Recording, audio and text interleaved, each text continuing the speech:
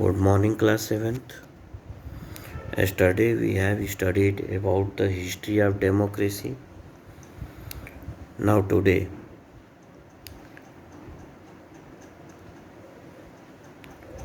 there are the main theme of democracy is the rule of law and equality. On the basis of this, democracy is generally categorized into two types: direct democracy, indirect or representative democracy.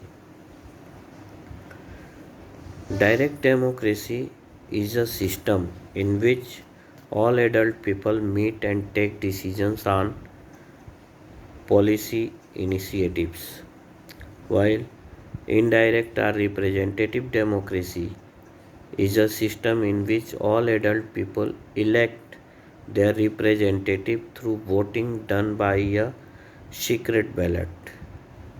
And thus, the indirect democracy refers to a system of government in which the people control the government through elected political officials, those who are known as the representatives.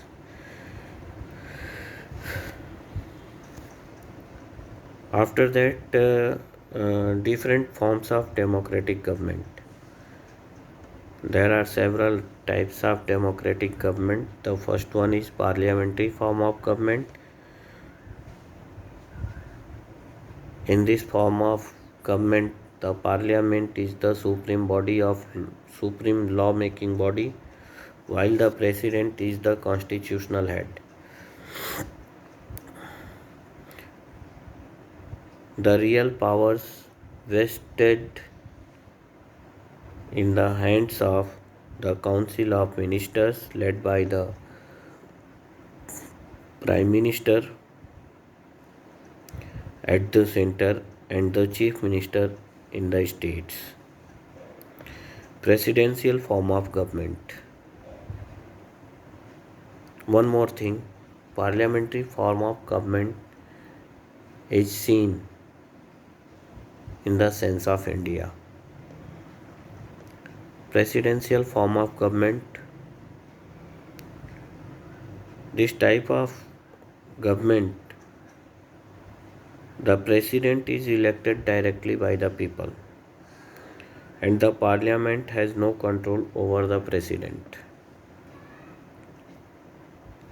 This type of government has been seen in US.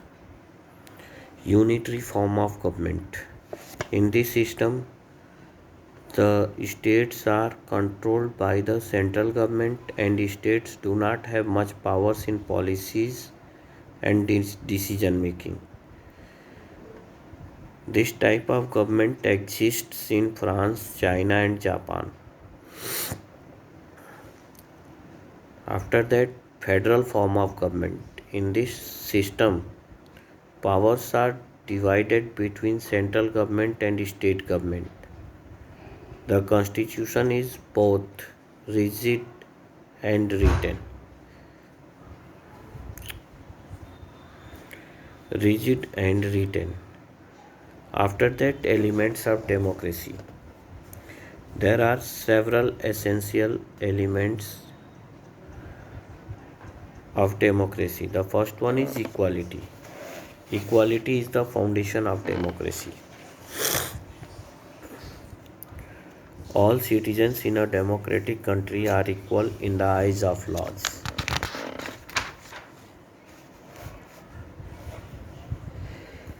They have equal social, political and economic rights, and state cannot discriminate among citizens on the basis of caste, creed, religion, language, sex, property or degree of education. After that, freedom. In democratic government, people have the freedom to express their views. Rule of law. In democracy,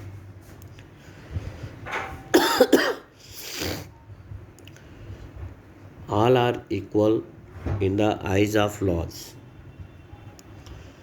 No one is above the law. Political tolerance. In the democracy, societies are politically tolerant. This means that while the majority of people rule in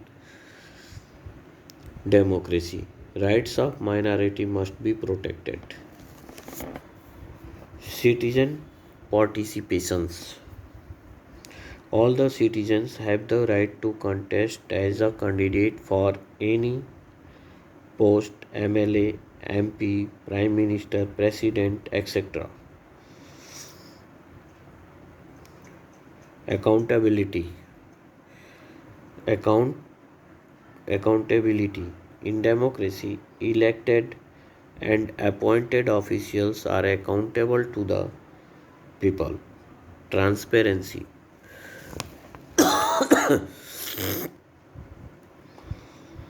Government is accountable to the people. People must be aware of what is happening in the country. This refers to as transparency in government. Regular, free and fair elections. In a democracy, regular, free and fair election is an important aspect. It means that after each 5 years, the elections should be held. And the last one is multi-party system. In a democracy, multi-party system exists to have a transparent and responsible government and to avoid dictatorship. So this it means that democracy provides us equality, freedom, rule of law, political tolerance, participation. Citizen participation means the candidate who has above the age of 25.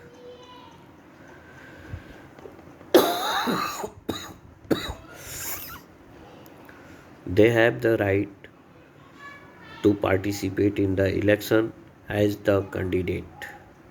He may be the member of parliament or the member of legislative assembly, and in future he may be the prime minister or the president of our country. So thank you. In next class we will meet again, and we'll discuss about equality in a democracy.